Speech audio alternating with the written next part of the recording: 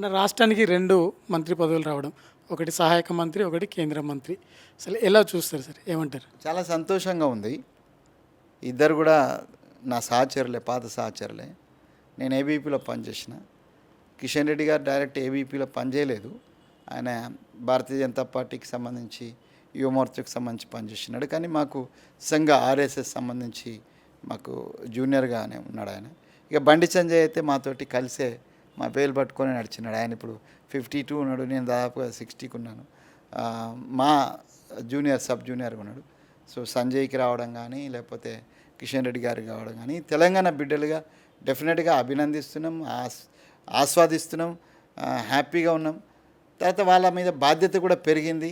తెలంగాణ రాష్ట్రానికి సంబంధించి అభివృద్ధిలో మీ యోగదానం, ఈ తెలంగాణ బిడ్డగా మీకు వచ్చిన అవకాశాన్ని పార్టీలకు అతీతంగా తెలంగాణ ప్రాంత ప్రజల ప్రయోజనాలే లక్ష్యంగా మీరిద్దరు పనిచేయాలని నా పాత సహచరులుగా, కొలీగ్గా, ఫ్రెండ్స్గా నేను ఇద్దరికి అభినందిస్తూ వాళ్ళకి అప్పీల్ కూడా చేస్తున్నాను. వీళ్ళు రాష్ట్ర అభివృద్ధిలో కీలక పాత్ర పోషించేందుకు అవకాశం ఉంటుందా?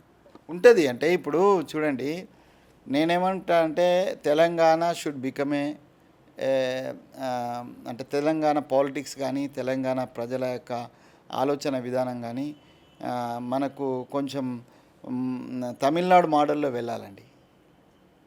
మీరు తమిళనాడు ప్రజలకు సంబంధించి ఆడ ఉన్న రాజకీయ నాయకులకు సంబంధించి రిమైనింగ్ విషయాలు ఎక్కడ పెట్టినా అక్కడ ఉన్నటువంటి పొలిటికల్ కరప్షన్ అక్కడి నుంచి ఇక్కడికి వచ్చిందని అంటారు. ఇదంతా ఉన్నది. దానికి అతీతంగా అది ఏడీఎంకే ఉన్నా డిఎంకే ఉన్నా 2 పార్టీల లక్ష్యం ఏముంటుందంటే ఫస్ట్ వాళ్ళ స్టేట్ ప్రయోజనాలు. ఇక్కడ వాళ్ళు ఎక్కడ కాంప్రమైజ్ కారు. మనమేమో జాతీయ పార్టీలకు దాసం అవుతాం. నేను కూడా జాతీయ పార్టీ మెంబర్నే.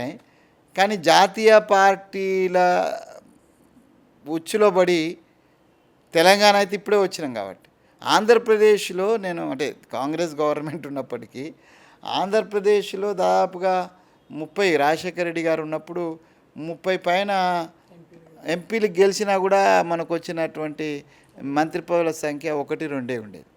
అదే మీరు వాళ్ళు ప్రతిపక్షంలో ఉండి ఎవరితో ఒకరికి ఏ జాతీయ పార్టీ అధికారం ఉంటే వాళ్ళతోటి వాళ్ళు సంజోతో చేసుకొని మంచి ఇంపార్టెంట్ పొజిషన్స్ని తెచ్చుకొని తద్వారా ఫుల్ ప్రాజెక్ట్స్ తెచ్చుకొని ప్రాంత ప్రజల ప్రయోజనాల కోసం కొట్లాడినటువంటి చరిత్ర తమిళకు ఉన్నది.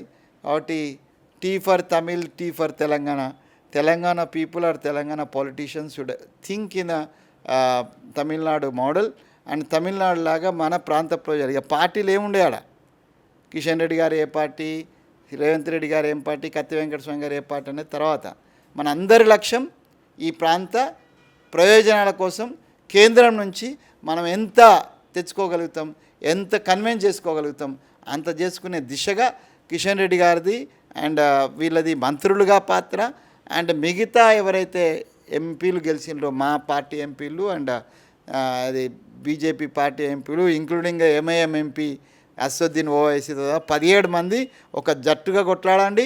తెలంగాణ ప్రాంత అభివృద్ధికి మేమందరం ఒక్కటే అనేటువంటి జై తెలంగాణ అనేది వినిపించండి అనేటువంటిది నేను వాళ్ళకి ఇచ్చేటువంటి నేను సలహా అందరికంటే పెద్దవాళ్ళు ఉన్నారు కాబట్టి సలహా కంటే నేను అప్పీల్ అనుకుంటున్నా. డెఫినెట్గా I'm appealing all the 17 MPs and be one as a Telangana and Telangana ప్రాంత ప్రయోజనాల కోసం కేంద్రాన్ని ఒప్పించి మెప్పించి మన ప్రాంతానికి నిధులు తీసుకొచ్చి ఈ ప్రాంతం సస్యశ్యామలై రకరకాల అభివృద్ధి ఇండస్ట్రీస్గా ఎడ్యుకేషన్ పరంగా ఎదిగేటట్టుగా వాళ్ళ యోగదానం ఉంటే తెలంగాణ బిడ్డగా తెలంగాణ తల్లి కూడా సంతోషిస్తే నా బిడ్డడు బాగా పనిచేసిండని.